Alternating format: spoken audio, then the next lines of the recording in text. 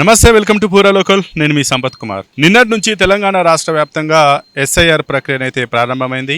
ఇటు పట్టణాలతో పాటు అలాగే గ్రామాల్లో ఉన్నటువంటి ఆ బిఎల్ఓలు ప్రతి ఇంటికి వెళ్ళి ఈ యొక్క సమగ్ర సర్వేను అయితే చేస్తూ ఉన్నారు.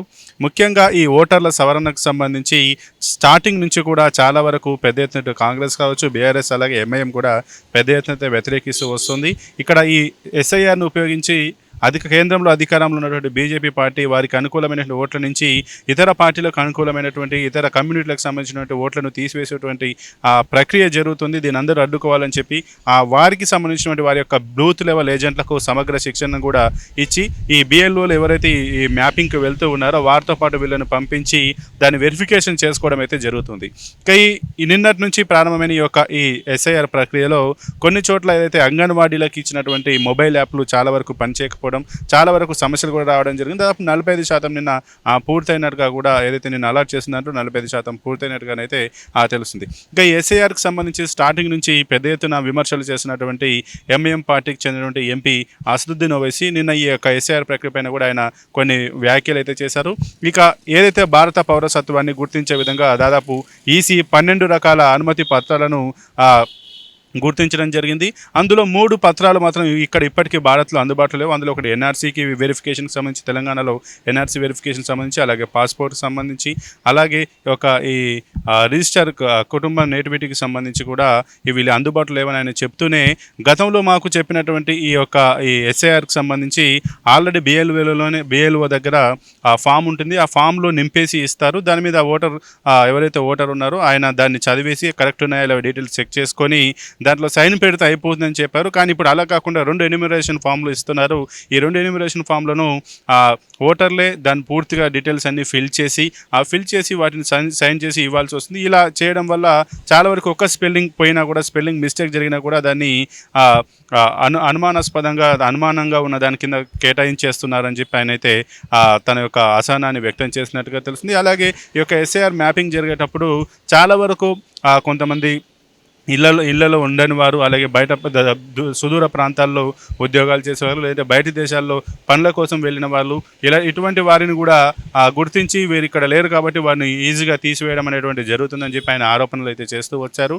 ఇక ఏదైతే ఈ భారత్లో జరుగుతున్న ఎస్ఆర్ ప్రక్రియ పైన ఆయన స్టార్టింగ్ నుంచి అయితే ఆరోపణలు చేస్తూ వస్తున్నారు. కావాలని ఒక కమ్యూనిటీకి చెందినటువంటి వారిపైన ఒక నిందలు వేసి ఈ ఓట్లను తీసివేస్తున్నారని చెప్పి ఆయన చెప్తూ వస్తున్నారు. కానీ ఇక్కడ ఈ యొక్క అసదుద్దీన్ ఓవైసీ చేసిన వ్యాఖ్యల పట్ల కూడా చాలా వరకు ఇటు బీజేపీ నాయకులు అలాగే చాలా పార్టీల వారు కూడా మండిపడుతున్న పరిస్థితి. ఎందుకంటే హైదరాబాద్లో ఎస్ఐఆర్ అడుగు పెడుతుంటే అసదుద్దీన్ ఓవైసీకి ఎంఐఎం పార్టీకి చెందిన వారికి ఎందుకు అంత భయం వేస్తుందన్న ఒక క్వశ్చన్ కూడా, అనుమానం కూడా అయితే వస్తుంది. ఎందుకంటే మనందరికీ తెలుసు, దేశంలో ఎక్కడ ఉగ్ర కలాపాలు జరిగినా కూడా ఖచ్చితంగా హైదరాబాద్లోని ఓల్డ్ సిటీకి సంబంధించి అక్కడ లింక్ అయితే ఉంటుంది.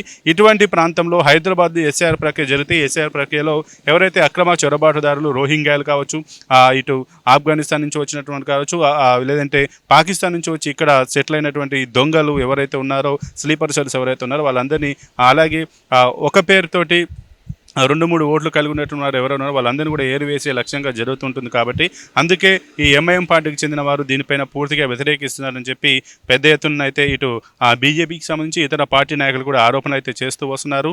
మరి ఈ ఎస్ఐఆర్లో మనం గతంలో కనుక గమనిస్తే మాత్రం హైదరాబాద్ ఓల్డ్ సిటీలో ఒక గవర్నమెంట్ ఆఫీసర్ వెళ్ళి కరెంటు బిల్లు వసూలు చేయలేని పరిస్థితి, మున్సిపల్ బిల్లు వసూలు చేయలేని పరిస్థితి, లేదంటే మనం మొన్న కూడా చూసాం హైడ్రాకి సంబంధించి అక్రమ కూల్చివేతలు జరిగేటువంటి చేసేటువంటి ప్రయత్నంలో కూడా అక్కడ ఆ ఎంఐఎం ప్రజాప్రతినిధులు కూడా వచ్చి వారిని అడ్డుకొని అక్కడ ఉన్న ఆఫీసర్ల పైన దౌర్జన్యం చేసిన పరిస్థితి మనం చూసాం.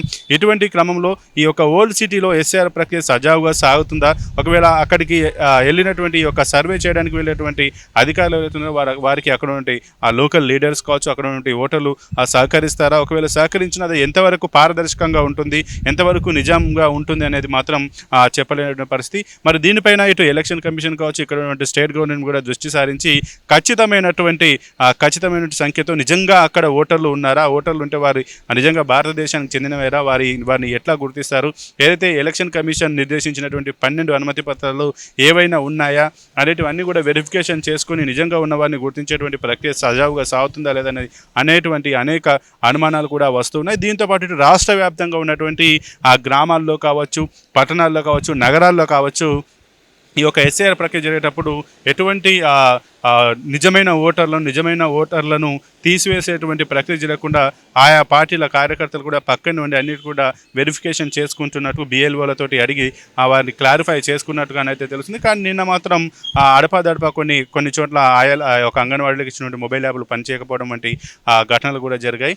మరి మొత్తంగా చూసుకుంటే హైదరాబాద్ ఓల్డ్ సిటీలో ఎస్ఐఆర్ ప్రక్రియ ప్రారంభమైనప్పుడు ఎంఐఎం మాత్రం దీన్ని పూర్తిగా వ్యతిరేకిస్తుంది. ఒకవేళ బయటికి ఎస్ఐఆర్ ప్రక్రియ పూర్తయ్యి తుది జాబితా వచ్చిన తర్వాత అక్కడ ఎన్ని ఓట్లు ఉంటాయి, నిజంగా ఇప్పుడున్నటువంటి ఓట్లకు తర్వాత ప్రక్రియ పూర్తయిన వాటికి ఎంతవరకు ఓట్లు ఉంటాయనేది మాత్రం మనకు తెలియాల్సిన అవసరం ఉంది. ఎందుకంటే దాదాపు 2002 తర్వాత ఇప్పుడే మళ్ళీ ఒక ఎస్ఐఆర్ ప్రక్రియ అయితే జరుగుతుంది. ఈ ప్రక్రియ జరిగిన తర్వాత చాలా వరకు ఓట్లు పెరుగుతాయా, అక్కడ ఉన్నటువంటి అక్రమ ఓట్లు తొలగిపోతాయి అనేది మాత్రం మనం వేచి చూడాల్సినటువంటి పరిస్థితి ఉంది. ఇంకా దీనిపైన ఏదైతే అసదుద్దీన్ ఓవైసీ ఏదైతే ఈ వ్యాఖ్యలు చేస్తే దీన్ని బీజేపీ పార్టీ నాయకులు మాత్రం కావాలని చెప్పి అక్కడ తనకు అనుకూలంగా దాచుకున్నటువంటి అనుకూలంగా పెంచి పోషించుకుంటున్నటువంటి కొన్ని అక్రమ ఓట్ల ముఠాలను కాపాడుకునే ప్రయత్నంలో భాగంగానే ఆయన ఎస్ఐఆర్ పైన ఈ రకమైన వ్యాఖ్యలు చేస్తున్నారు అని చెప్పి కొంతమంది అయితే ఆరోపిస్తున్న పరిస్థితి.